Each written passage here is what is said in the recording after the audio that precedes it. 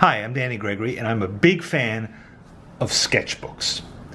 Of sketchbooks that are journals, sketchbooks that are travelogues, sketchbooks that record the world around us.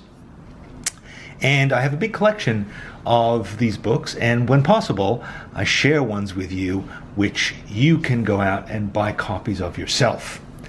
And that's what I'm going to do this week. I'm going to be showing you 3 different books that were done by different artists, but that are all about documenting nature, which is a great way to use your illustrated journal, your sketchbook. So the first book I'm going to show you is called The Nature Notes of an Edwardian Lady by Edith Holden.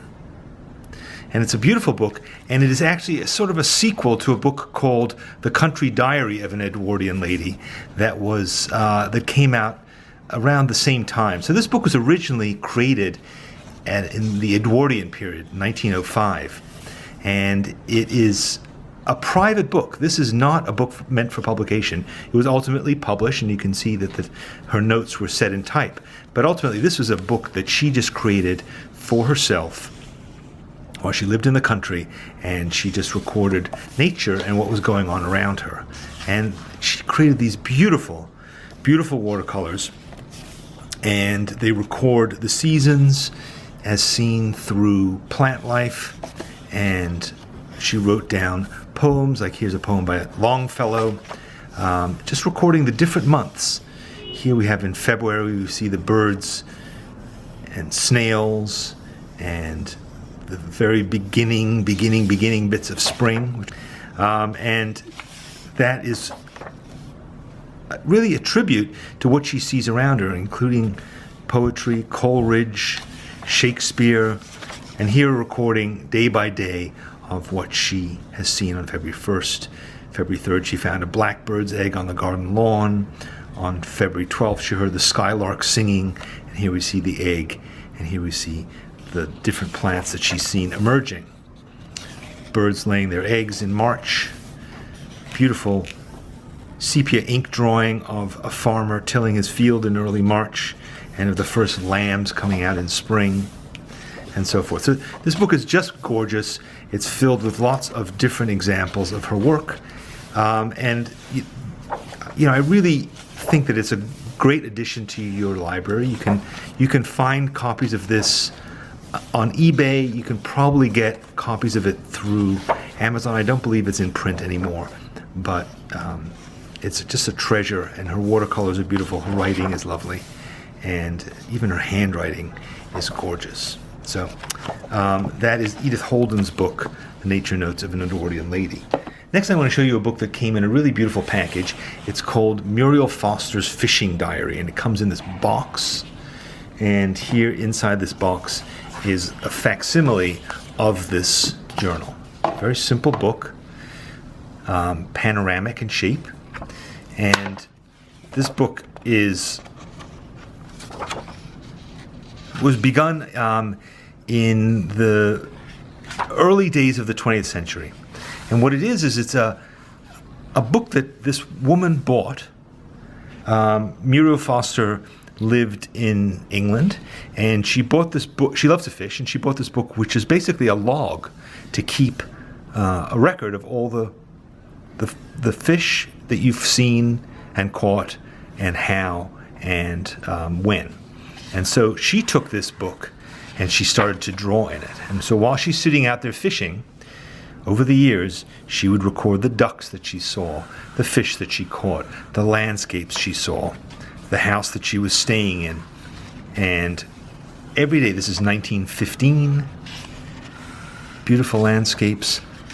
And she was just doing this for herself, similarly to the way Edith Holden was doing, not for publication, not even really to share, but just for herself, drawing sea otters. And here a total of all the fish that she had caught this year. Quite a large number of them, 209, caught by self. So, and the largest fish was a 2-pounder caught by Hector. I guess that was her gameskeeper. You see these beautiful little landscapes here, drawings of her dog, and this book is just full of that. And it continues to 1917, a record of the insects that she saw, the butterflies flying by, rabbits, stags, a poem, donkeys, beautiful watercolors of trout. Here's a spread of the landscape, an entire panorama. And so this book goes on, capturing her life just for herself. Again, this is just a book that she left behind, and it went all the way up until 1948. I think she died in the early 60s. And here she writes, finis arthritis. As she became older in 1949, that was the end of her fishing career, and all this beautiful book came to a close here. So again, that is a book called Muriel Foster's Fishing Diary.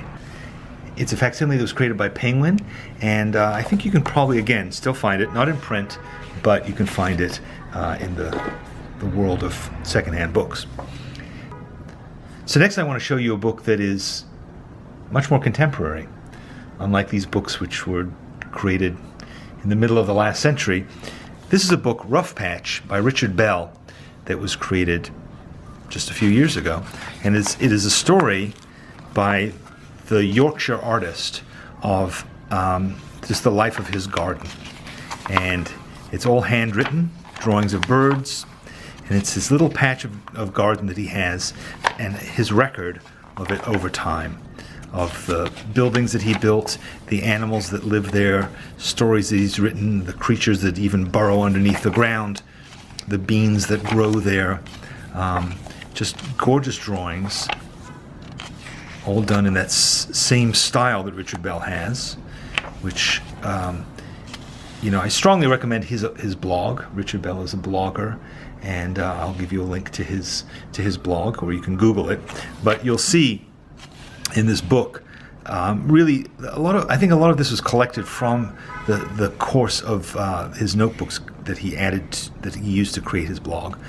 You can see here some color sections in watercolors, life of frogs, newts, and so forth, and even down to things like In this case, the bricks that he's using to, the abandoned bricks in the corner, old ancient bricks, wood lice. There's a little movie that he makes about the life of that brick pile and all the creatures that are living inside of it. A lot of drama in there. But Richard is great at finding out so much about the story of this very small plot of land, the nature that unfolds there, the birds that live there, and he identifies each one, what kind of bird it is, how it behaves. Here's a set of drawings he did when he was 9 years old. So he's been doing this recording for a long time. Richard is, I think, in his 60s now, but he's been a long time chronicler of nature and done it in lots of different ways. Here's the night sky, owls, thistles, insects, and so forth. So this book you can still buy from him, Rough Patch. It's one of many books that Richard Bell has written and created about illustrated journaling, specifically about nature. He's incredibly observant and also incredibly knowledgeable about the flora and fauna of Yorkshire, where he lives. I hope these 3 books have given you a sense that you can use your journal to record the changing landscape around you, how the seasons unfold, how the plants that grow in your window change and evolve, how birds behave at different times of year, how the sky looks. There's just so many different ways of recording the world around you in your sketchbook. If you take classes at Sketchbook School, you might want to consider taking a class by Kathy Johnson or by Roz Stendhal. Roz teaches in beginning, Kathy teaches in seeing, and they're both masters of the nature journal. I'm an amateur at it, but I try to do it here in New York City, try to record the things I see around me as well. It's a great way to be more in touch with nature, more in touch with the world around you, to be more connected to your environment and to live a richer, more beautiful life. And as you can see, these books may or may not be for publication, but they're personal documents of incredible importance to the people who create them. And you can create your own too. It's not about having great drawing skills. It's really about having patience to sit and observe, to notice the changes, and to put them all down in your sketchbook. I hope you'll give it a whirl. I look forward to maybe seeing yours one day in print or otherwise. See you next time.